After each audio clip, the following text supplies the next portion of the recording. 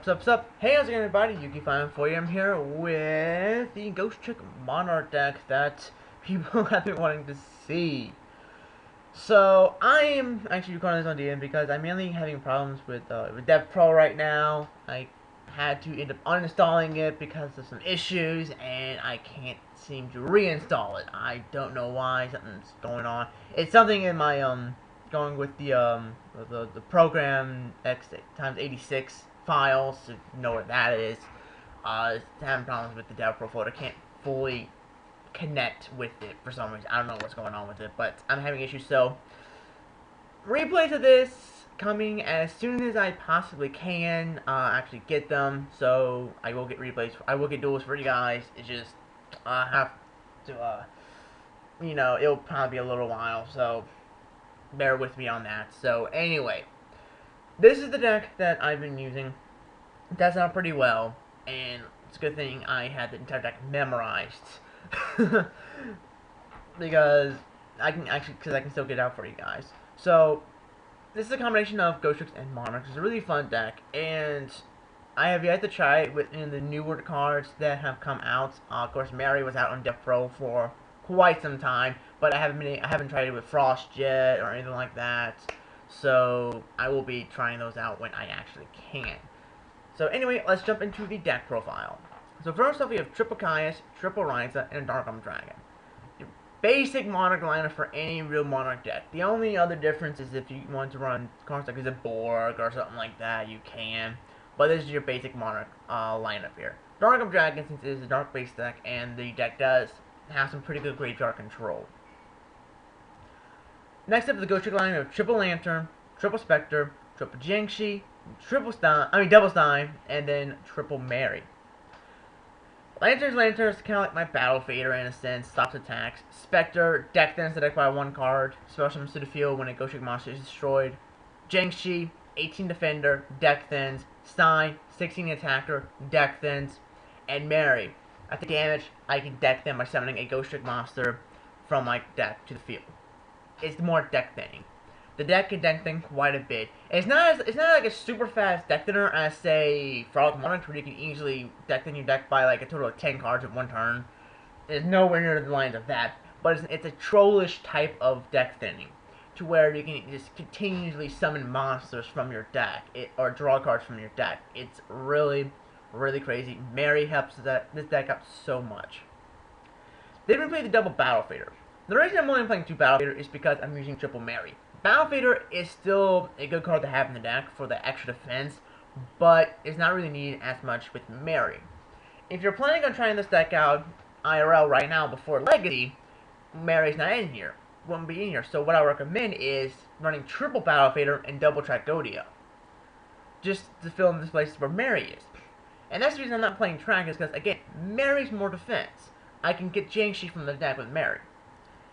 I can have pretty bulky hands, and Track is a pretty nice card to have, but at the same time, I don't really need them. I want to try to focus more on the Ghostricks than actual Monarchs. The Monarchs are there pretty much there just for extra one-ups on your opponent, just to continuously screw them over.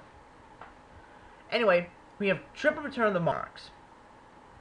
This is one of the cards that I love in this deck. You cannot special summon monsters from your extra deck. When you tribute summon a monster, you can activate one of these effects.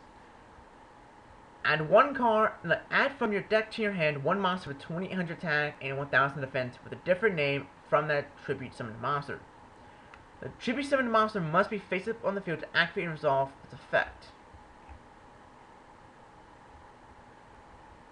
You can only activate this effect once per turn. And also, you add from your deck to your hand one monster with 2400 attack and 1000 defense with a different name.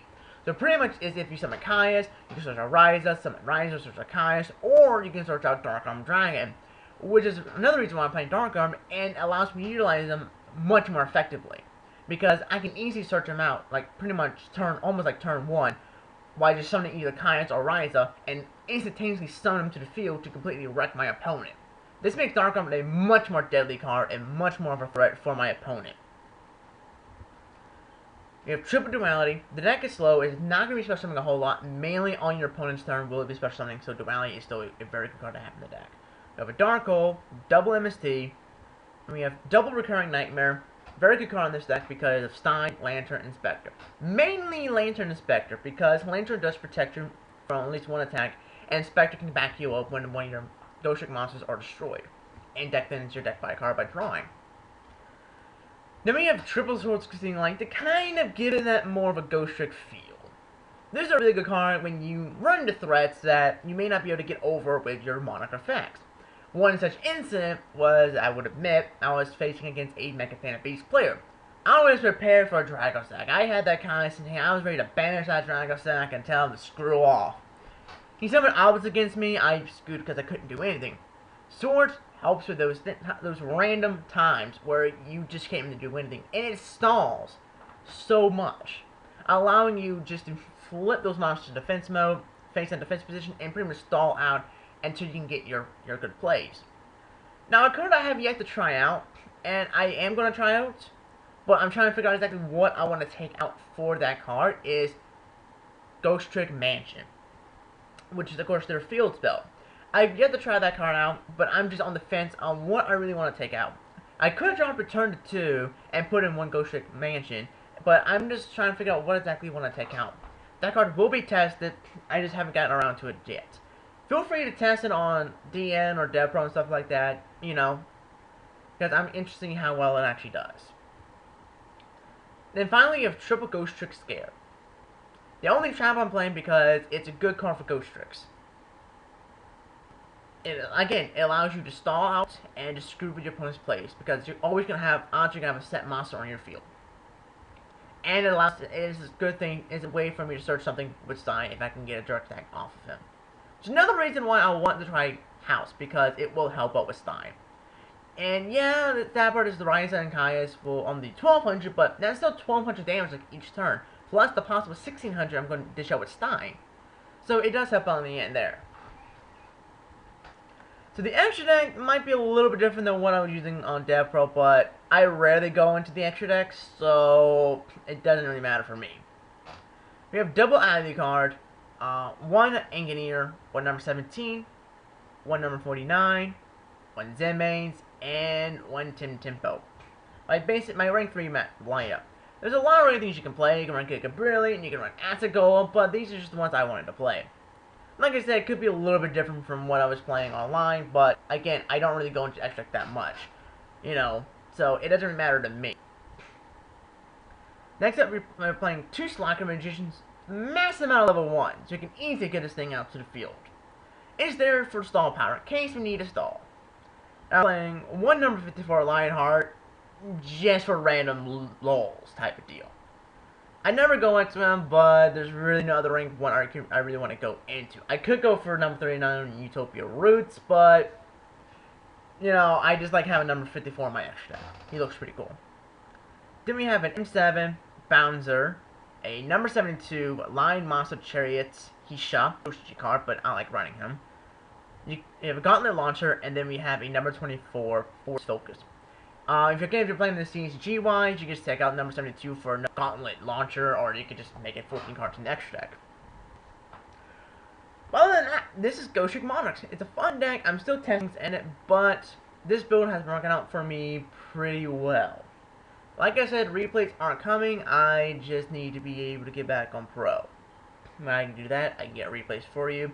So anyway, give me your thoughts on this deck in the comment section below, and feel free to try it out. This is actually a really good deck.